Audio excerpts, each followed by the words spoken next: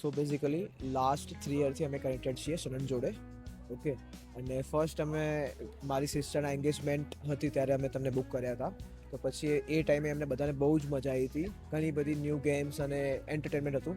તો પછી અમે નેક્સ્ટ છે સિસ્ટરના મેરેજ, એમાં મેરેજ હતા ત્યારે સંગીત નહીં, મહેંદી અને સંગીત ટાઈપ ઓફ કાઇન્ડ ઓફ.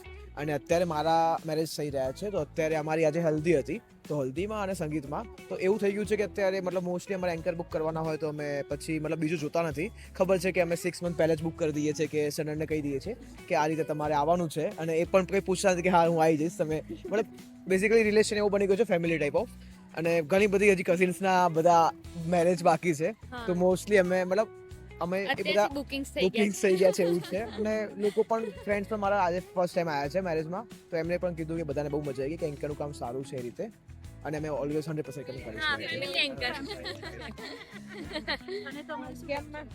ગેમમાં બહુ મજા આવી.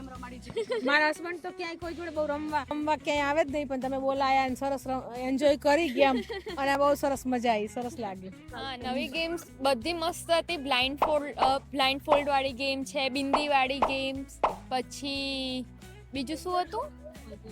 પઝલ. હા, પઝલ એકદમ મસ્ત યુનિક પઝલ્સ કન્સેપ્ટ, અને પાછું એની ગિફ્ટ. તો બધું બહુ જ મસ્ત હતું, મજા આવી ગઈ. Thank you so much, thank you.